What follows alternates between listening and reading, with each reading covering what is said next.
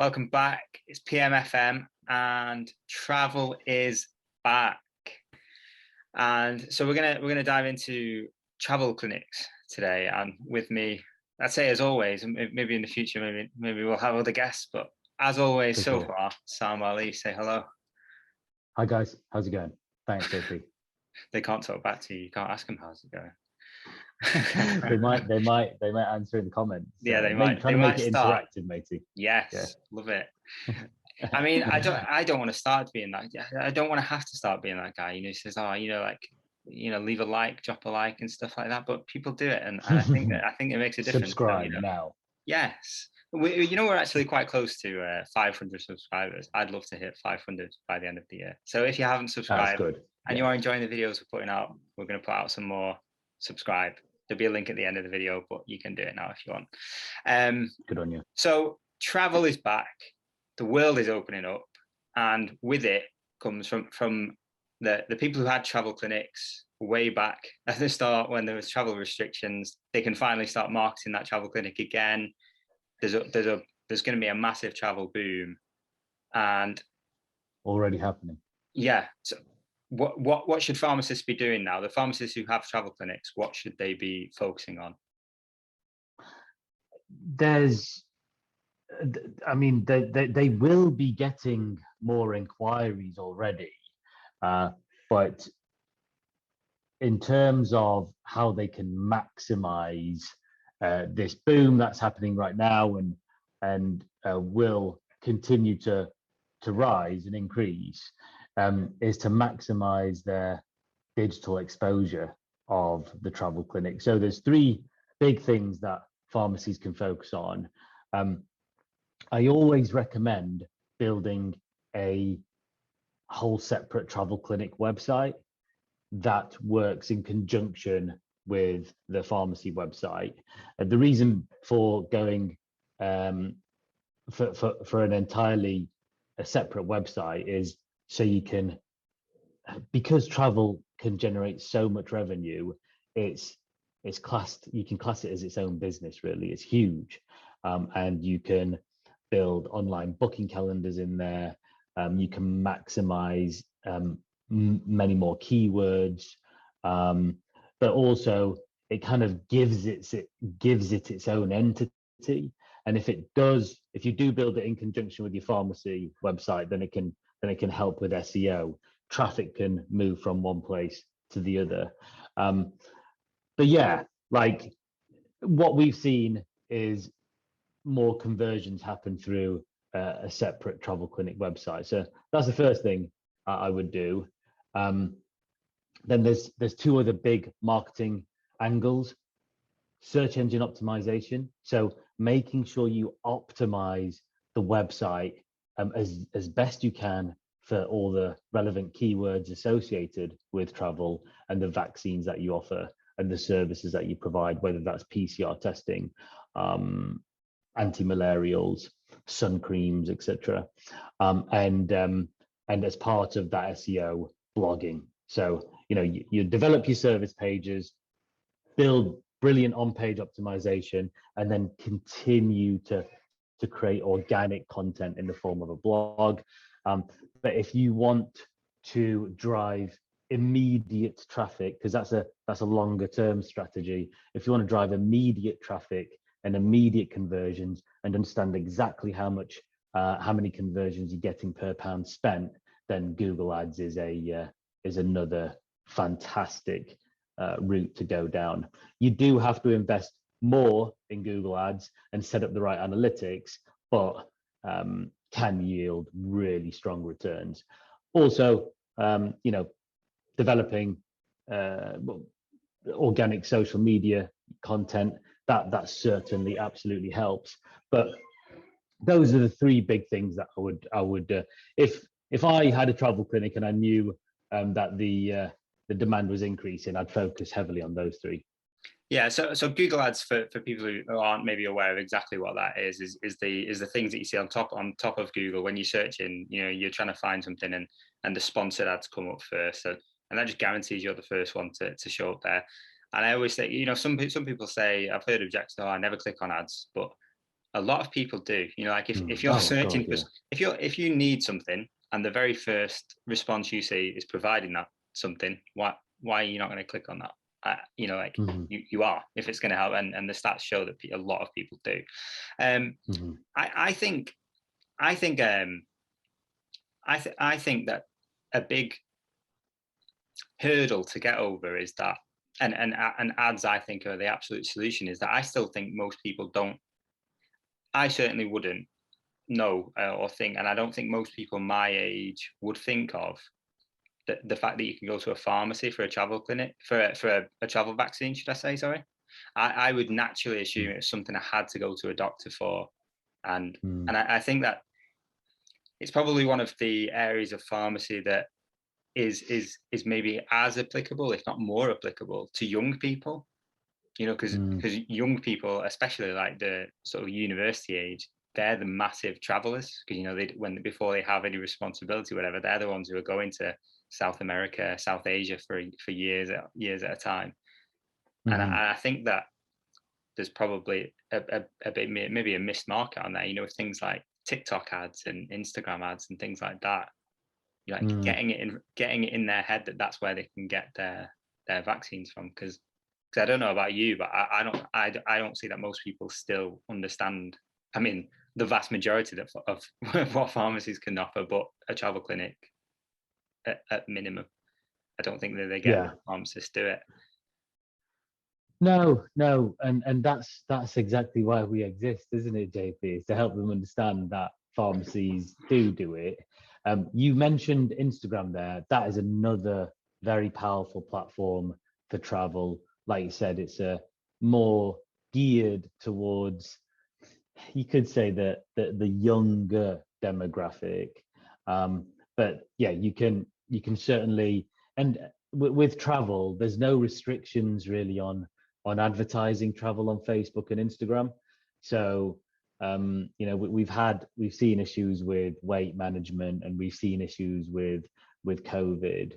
But in terms of travel, you can freely advertise on Instagram, and I think that would be a good shout. Like Instagram, if you're active on there and you do have a following for sure, but ads certainly, and then pointing them towards a booking calendar. Thing is that they're push ads, aren't they? And it's more for brand awareness. If you're a person, you're looking for a vaccine, sure, you might think your GP, give them a call, and they tell you that they don't do the vaccines that you offer, which is pretty common. So the first place you would go is Google, yeah. Google. Yeah, so that's why, like I would advise on those three big points there, because if you can get it if you can get the vaccine free of charge in the NHS, a lot of people will. But again, it's also dependent on time. If you booked a trip for a month and you need the vaccine immediately because it takes time to develop the immunity, then you would want to get something done very quick. Yeah. And the closest place to you can be the pharmacy, which is an immediate access, immediate booking. So There's yeah, only a handful, isn't that there? There's only a handful you can get on the NHS anyway. Things like yellow fever, I think, are the mm, big ones that you absolutely should be advertising or SEOing things like things like yellow yeah. fever vaccine, because they're the really big sort of requirement ones, and they're specialists as well. I want to quickly Hmm. explore people who don't have pharmacy owners who maybe are thinking about getting a travel clinic, but I mean, Mm, like don't maybe they're on the fence about it. Like what is it a risk? Is it, like what are the what would you say are pharmacies that are ideally set up? Because is like geography, is that a mm, factor? Because I know that some really successful travel pharmacies with travel clinics are actually quite close to airports and things like that. So it's it mm. sort of ties into that convenient travel location. Is that something that you think maybe would play a big factor in whether someone should or shouldn't open up a travel clinic? It depends really. I mean, I I always recommend, opening up a travel clinic, um, wherever a pharmacy is. Um, Obviously, you've got pharmacies that are in a much more densely populated area with more people that they can service, or more rural pharmacies. But people tend to travel for the vaccinations, and there can be an urgency for vaccinations. So honestly, I don't think there's any barrier. There shouldn't be any barrier to it. Like if you have the opportunity to deliver a travel clinic and the various vaccines associated with it, do, because there will be a population and a demographic that you can serve. The problem is that you can't you shouldn't you can't open a travel clinic. You shouldn't open a travel clinic if you don't do the marketing or development around it. Word of mouth does. Okay, let me rephrase that. Yeah, you can open a travel clinic for sure, but you're absolutely, if you don't do the marketing or development around it, you're not going to experience nowhere near the success. Yeah. If you did. Well, I Like, agree. Yeah, I mean, I personally do think that that's the biggest barrier is if. But I'd say that with anything, with any strand of the business or any business that you're going to do, if you're not going to yeah, put the yeah, time, yeah, if you're not yeah. going to invest the time into it to make it grow and Hmm. actually make it a success, why bother? Yeah, yeah, Right? yeah, Right? yeah, Because it's no. But and I think that it absolutely, like, if you do put that time and investment into it, I yeah. think that I agree personally. I think I didn't want to lead the question too much, but I think that travel clinic, No, we've seen numbers, like yeah, a travel clinic could be a successful business all by itself. And it really is. It really is. And the thing is, it's like it's still not too saturated online. And there are so many keywords that you can dominate locally still, which means there's big opportunities for pharmacies there. So, and all pharmacies have the consultation room.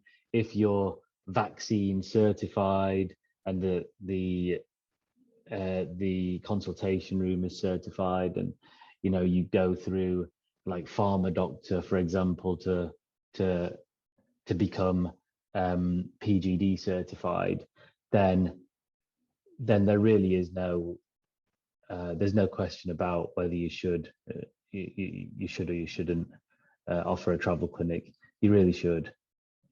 awesome.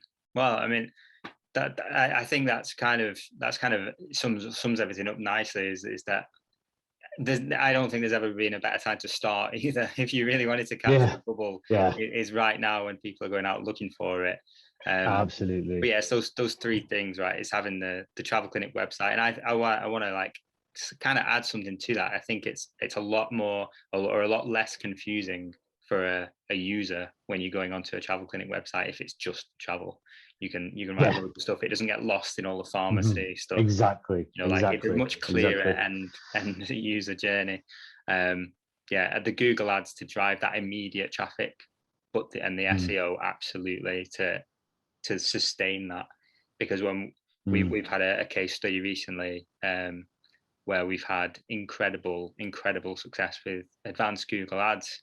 People, mm, hundreds of thousands generated from just mhm, a couple, tens of thousands invested. Like 19,000, I mhm, think it was invested. Um, mhm, but their organic traffic was something like mm. 90,000 website visits in the last 5 months or something. That was Yeah, way, yeah, that was way more yeah. than the ads that they paid for. So the SEO stuff is absolutely critical, It really is. It's alongside the ads.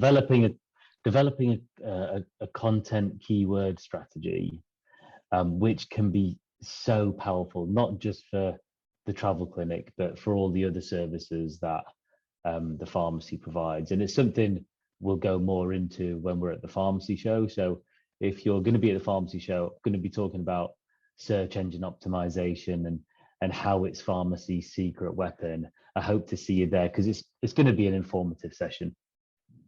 Awesome. Right. See you on the next one, everyone. Thanks for joining us. Don't forget, like and subscribe. Cheers, guys. I'm turning into that guy. Don't worry about it. See you later, Sam. Thanks as always. All right, see you, mate. Cheers, mate. Bye-bye. See you later, guys.